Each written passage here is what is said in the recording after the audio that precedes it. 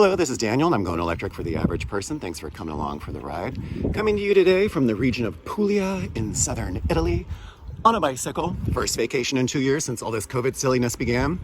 Stick around for today's video where I'm going to discuss my 30,000 mile Tesla Model Y review. We're going to see how my car has held up over all these miles. Welcome back.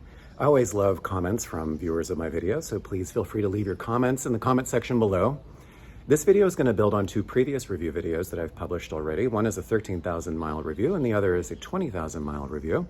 And this video is also going to include the same sections that those videos do, which is going to start with a discussion of the exterior, the interior, services and support, range and efficiency, and then I'm going to let you know what I love and what I hate about my Model Y.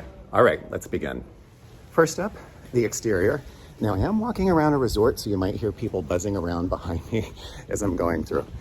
Tesla has a reputation for having pretty bad paint jobs, and I was actually expecting my paint not to survive the first 30,000 miles. I did get PPF, paint protection foam, applied to the car the first third of the vehicle at about 17,000 miles, along with a ceramic coating. But even up to that point, my paint was in really good shape, except on the back doors, passenger and driver's side. The reason for that is that if you look at the car from up above, it's kind of shaped like an hourglass, and you get a lot of rocks kicking up off those front wheels into the back of the vehicle. But once I got those mud flaps put on the car, the paint's been in phenomenal shape. So you can take a look at the videos that I'm showing here, and it's in spectacular condition. And Tesla is a car, and if you drive tens of thousands of miles down interstates and roadways, you are going to get dings and scratches, and I have a couple of those, but they don't bother me. That's part of having a car and living in the real world. The other thing is that you do have to be kind of careful when you wash your car. I use a microfiber cloth only and a gentle soap.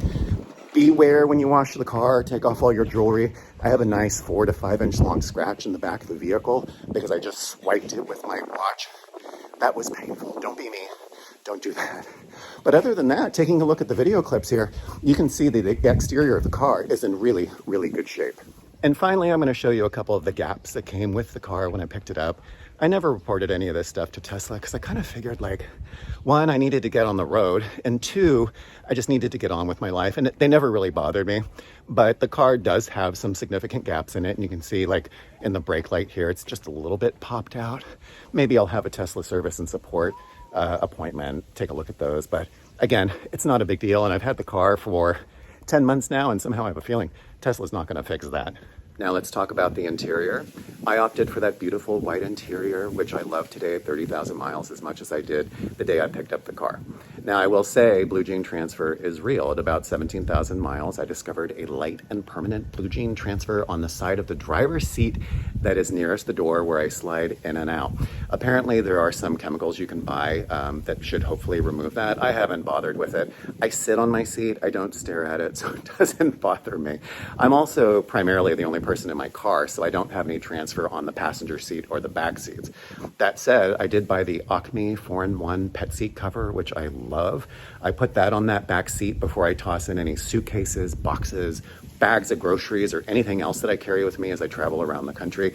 And when I'm done with it, I just pull it out, and then I invite my friends and family into the car, and they love that white interior. It's in great shape.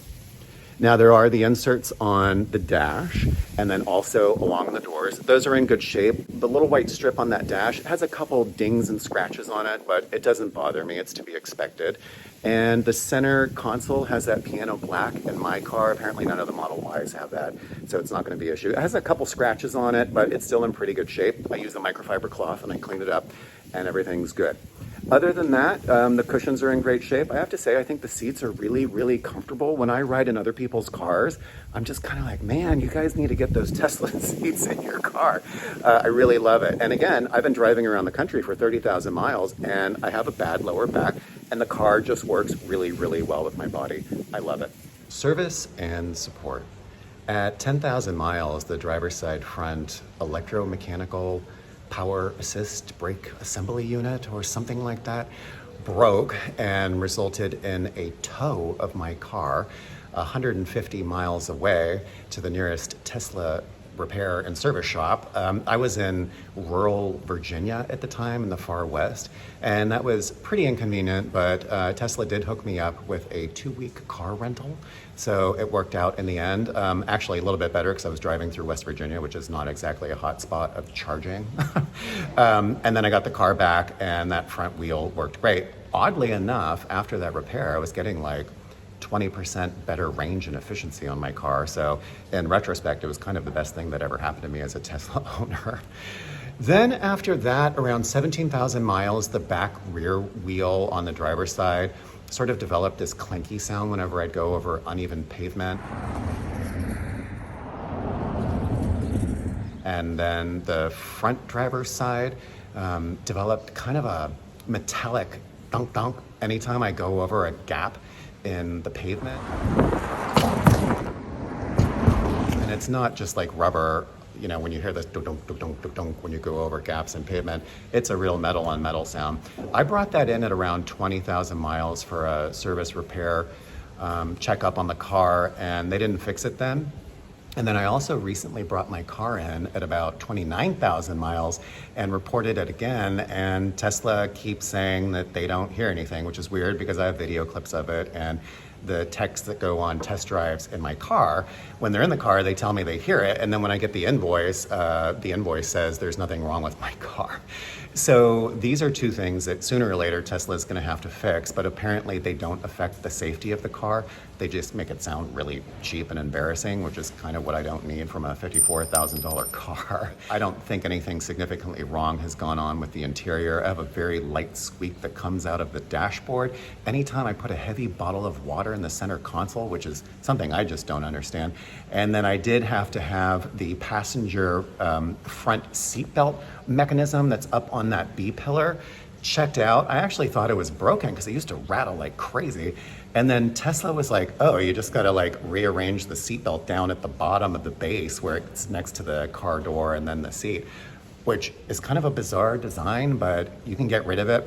On occasion, I get a tiny little squeak out of the driver's side seatbelt up near my ear, and then I kind of look at it and then autopilot barks at me and then it goes away. So you do get a couple gremlins in the car, but overall, I would say things have gone pretty well. Range and efficiency. It is a really hot day here in southern Italy. I may burst out into a sweat. I can't control it, so just beware. Now, after 30,000 miles, my average efficiency for the car has been about 287 watt hours per mile. For anyone new to driving electric cars, or if you're thinking about driving an electric car, that watt hour per mile number is basically the same as miles per gallon or 100 kilometers per liter, whatever your favorite number is. And the smaller the number, the better, because that would mean it takes less energy to drive you a mile. Larger numbers are worse in this case. Now, if you take 287 watt hours per mile and divide that into 1,000 watt hours, or 1 kilowatt hour, you could say that my car gets 3.48 miles per kilowatt hour. That's another way that you could look at range and efficiency.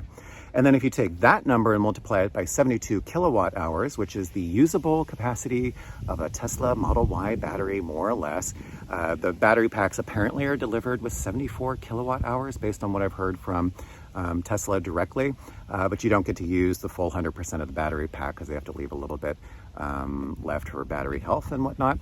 So you're going to have 72 kilowatt hours to work with.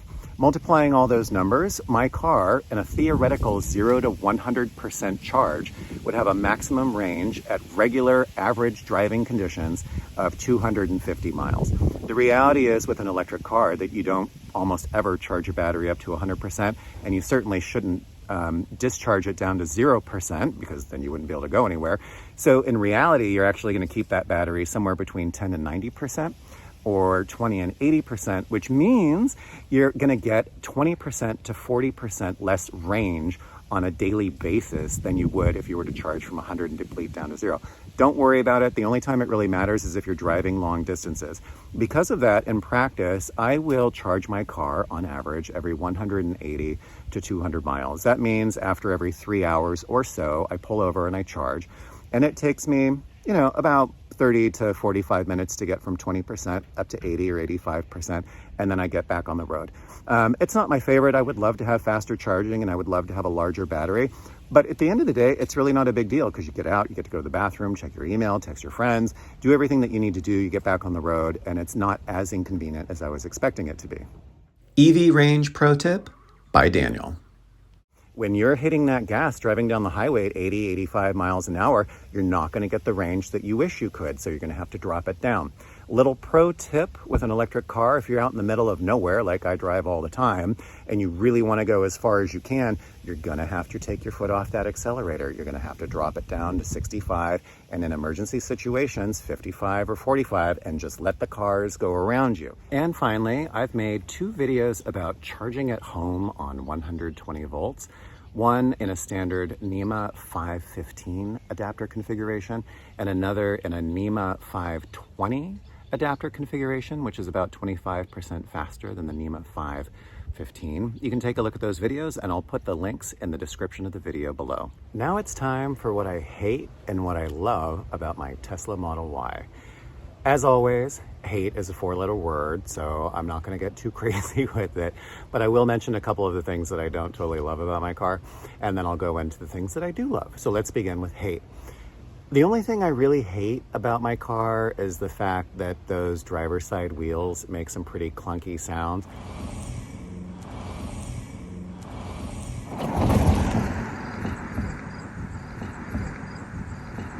I haven't really spoken to any other Tesla owners that have that problem, but you know, Tesla's manufacturing quality is a bit all over the map as a new manufacturer, and so some of us have some of these problems and others don't, but you average it out and Tesla's on the lower side of manufacturing quality. Hopefully all of you getting Model Ys will not experience any of that.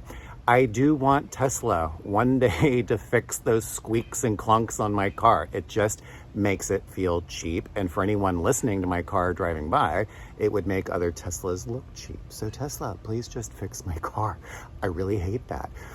Especially when I'm driving through a national park and I have my windows down all the time. And I'll be like driving around some beautiful vista, and then all of a sudden I go over uneven pavement and my car's like, or I go over a dip in the road and it's like, clank, clank, clank, clank, clank, clank. It just sounds cheap. I don't like it. In fact, I hate it. Other than that, what I love about my car are the things that I loved about it on day one. I love that it's fast. I love that you punch the accelerator and you can kick everyone's butt. I love that it is super efficient. I love that it's smooth. I love that it's clean. I love the way it feels. I love the way it drives. I love everything about the car, except those clanks and clunks. And while those noises bother me significantly, here in Italy, I'm renting a Hyundai Tucson SUV, you know, nice looking car, but the engine in it is so sad. Like I'm driving through these little villages here in Italy and I gotta like pass people and just like punch it and go, and I'll hit that accelerator and the poor engine's just like downshifting, upshifting, and it's like the car is not moving. And my car is sitting in long-term storage at a major international American airport. And I wish I had my car with me because I could just fly up these mountains and I could fly down these passes and I could pass all these people and I could just get on my way. I love that about my Tesla.